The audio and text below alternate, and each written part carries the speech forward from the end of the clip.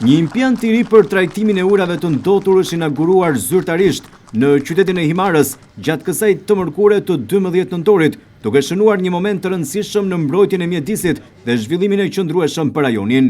Ky impjant i ri do të sigurojë që ujrat të ndotur e të patrajtuar të mos derdhen më në det, ndërsa deti jon të jetë i pastër përgjatë gjithë vijës bregdetare dhe ujrat të përpunohen.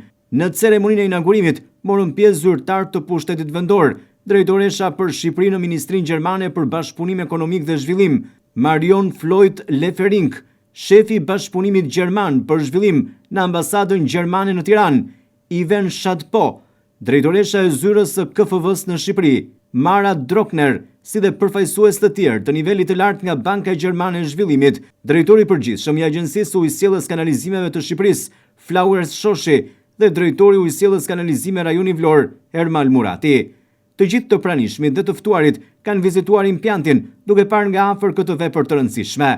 Sekretari i përgjithshëm i Bashkisë Himarës, Previn Gjikuria, theksoi se kjo është një ditë e rëndësishme për Himarën dhe hap një kapitull shëndeti, zhvillimit të qëndrueshëm dhe një të ardhme të sigurt. Today is a landmark day for our city. We're gathered not just to inaugurate a new building, but to celebrate a new chapter for Himara. Dita e sotme shënon një moment historik për qytetin ton.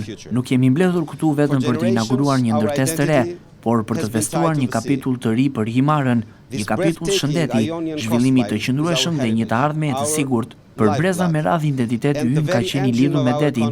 Kjo vijë bregdetare e mrekullueshme e jonit është trashëgimia jon, gjaku ynë dhe motori i ekonomisë sonë.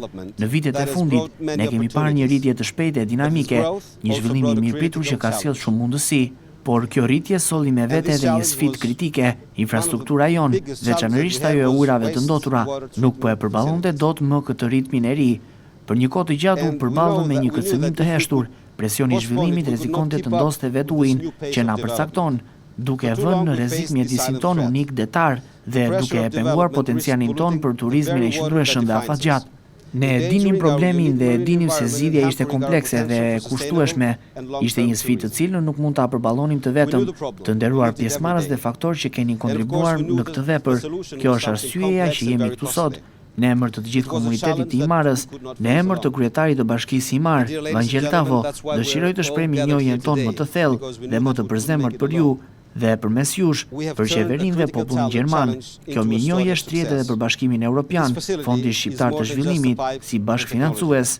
Kontributi juaj për këtë impjant modern në trajtimin e ujrave të ndotura nuk është thjesht një investim financiar, është një gest i fuqishëm misie.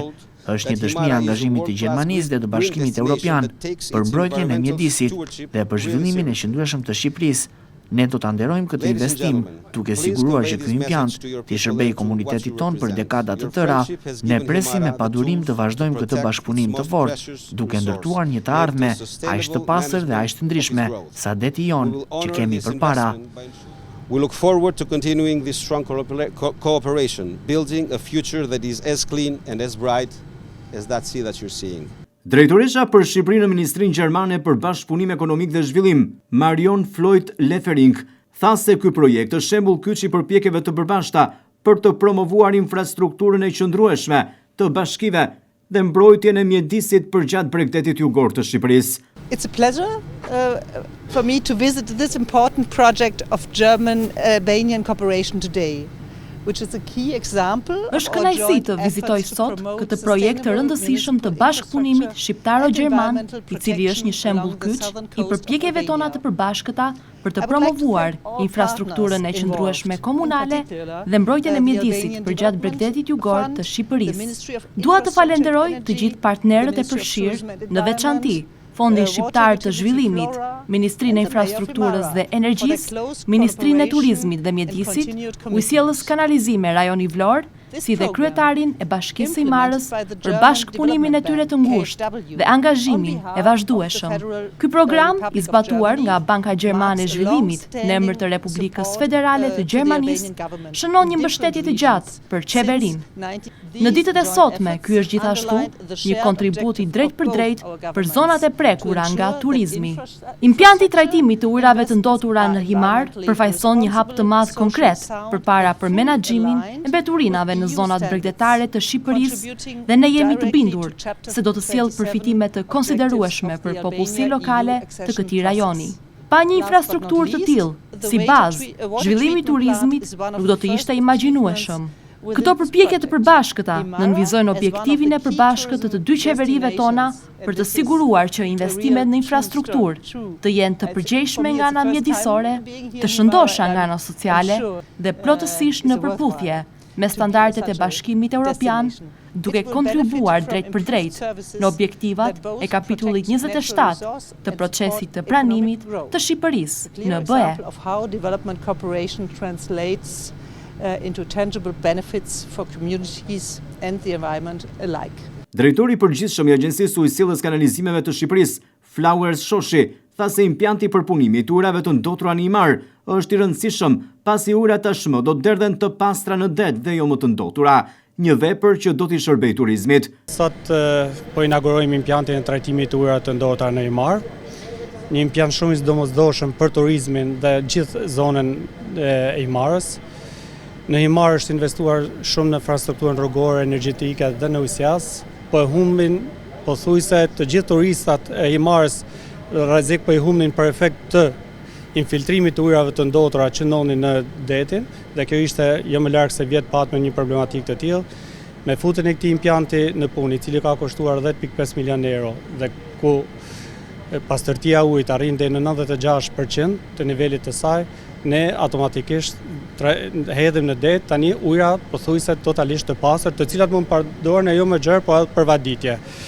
Kështu që ne me këtë hap, duke falendëruar padyshim qeverinë gjermane nëpërmjet KFV-s, por edhe Bashkimin Evropian, me këtë hap ne bajmë ose i thojmë turistave që jo mund të vizitoni Imarën, qytetin e Imarës, dhe automatikisht të lanin në ujra shumë të pastër.